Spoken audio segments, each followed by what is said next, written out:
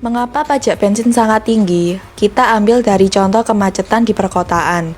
Banyak masyarakat yang menggunakan kendaraan pribadi menyebabkan kemacetan di perkotaan. Dengan adanya pajak bensin yang sangat tinggi, membuat sebagian masyarakat lebih memilih menggunakan kendaraan umum.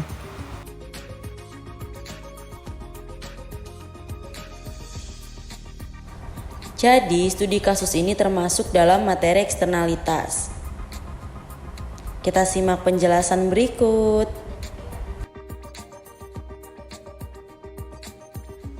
Apa itu eksternalitas? Eksternalitas adalah biaya atau manfaat yang didapatkan oleh pihak ketiga yang tidak dapat memilih untuk mendapatkan atau tidak terkena dampak tersebut. Kalau eksternalitas negatif itu apa ya? Jadi, eksternalitas negatif adalah biaya yang dikenakan pada orang lain di luar sistem pasar sebagai produk dari kegiatan produktif. Kira-kira apa ya contoh dari eksternalitas negatif?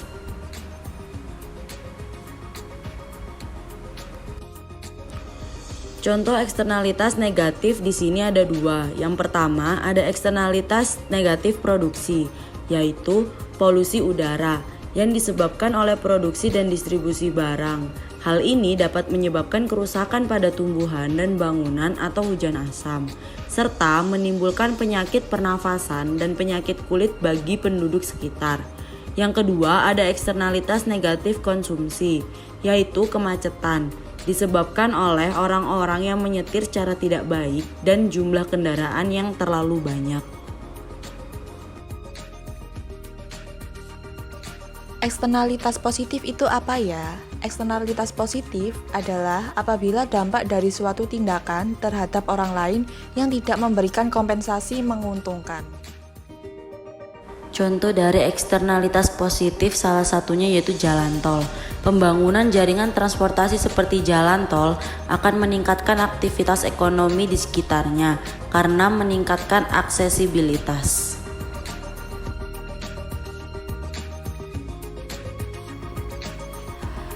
Solusi swasta untuk eksternalitas. Yang pertama, yaitu penerapan nilai moral dan sanksi sosial. Yang kedua, membuat kontrak dengan pihak berkepentingan. Yang ketiga, kegiatan amal dan mengandalkan kepentingan pribadi.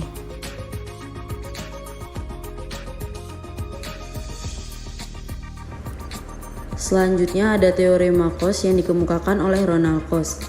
Ia berpendapat bahwa suatu pendapat bahwa jika pihak-pihak swasta dapat melakukan tawar-menawar mengenai alokasi sumber-sumber daya tanpa harus mengeluarkan biaya, mereka dapat menyelesaikan masalah eksternalitas mereka sendirinya.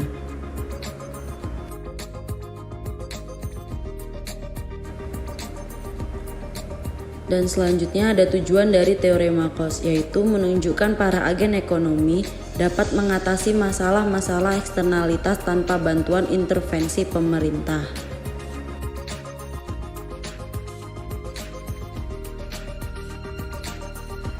Dari topik di atas, kita dapat menyimpulkan bahwa pelaku perekonomian seperti rumah tangga dan perusahaan masih dapat menaikkan pendapatannya walaupun dengan persentase yang semakin menurun. Tetapi, dalam jangka panjang, kenaikan harga bensin akan berdampak negatif pada pelaku perekonomian.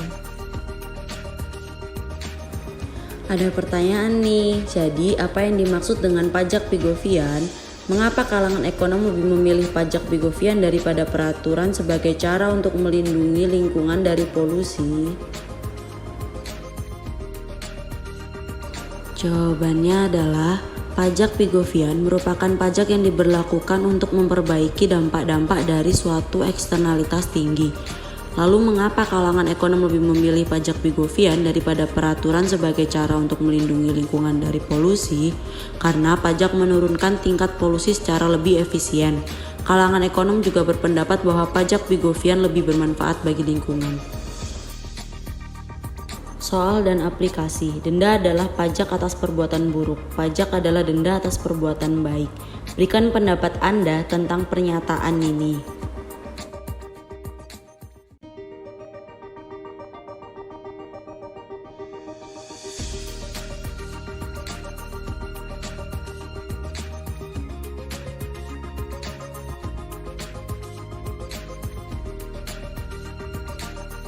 Pendapat kami adalah denda adalah pajak atas perbuatan buruk. Maksudnya yaitu denda bersifat memaksa dan sebuah hukuman dari perbuatan buruk masyarakat.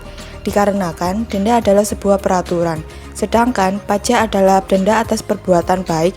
Maksudnya yaitu pajak adalah sebuah kontribusi masyarakat dan denda juga bersifat wajib.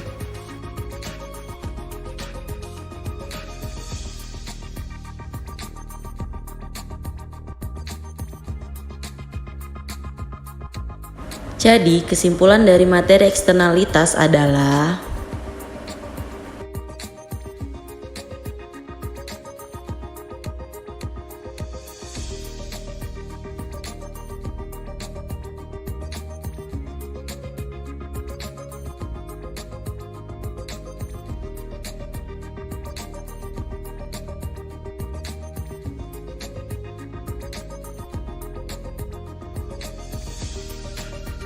eksternalitas timbul karena tindakan konsumsi atau produksi dari satu pihak mempunyai pengaruh terhadap pihak lain yang tidak ada kompensasi yang diterima oleh pihak yang terkena dampak tersebut.